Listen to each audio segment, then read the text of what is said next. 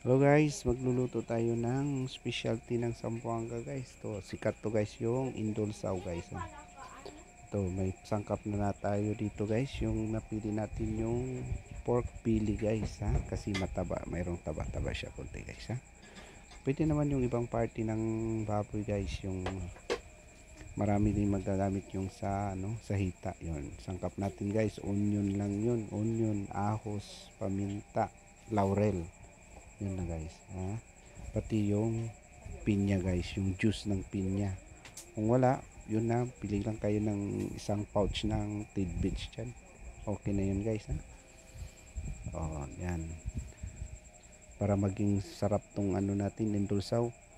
Parang pinaano ko muna, para barbecue ko yun siya para lumabas yung aroma ng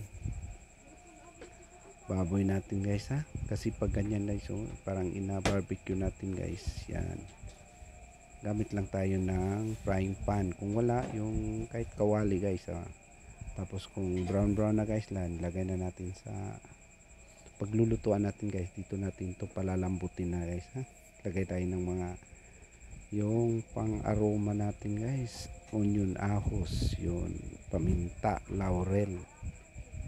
Pati lagay tayo ng toyo guys para mamaya pumula-pula yung natin, luto natin guys ha.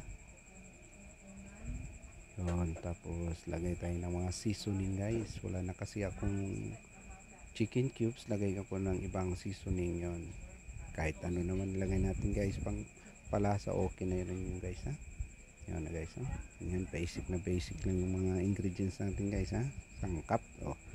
Tapos yung last, yung nilagay ko na yung tidbits guys. Yun, pati sama na yung juice nya. Tapos naglagay ko ng calamansi juice kunti.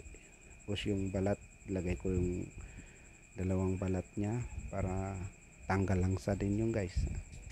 Yung mga secret lang yan guys ha, pagluluto guys. Yun, tapos lagay tayo ng tubig kunti lang para mamaya hindi to maubos yung sabaw nya guys ha. Kasi matagal tong palambutin natin, mga 2 oras guys, para malambot na malambot guys ha. Yan yun naman. Nang kumulo na guys, na malapit nang maluto, nalagay na natin yung asukal, yun, sugar guys ha, brown sugar, para maging creamy yung sabaw. Tapos kasi indulsaw to guys sa pa yun, parang matamis-tamis guys ha. Noon, hamon nyo, tingnan nyo nang maluto guys. Yan na, ang sarap guys. Thank you for watching.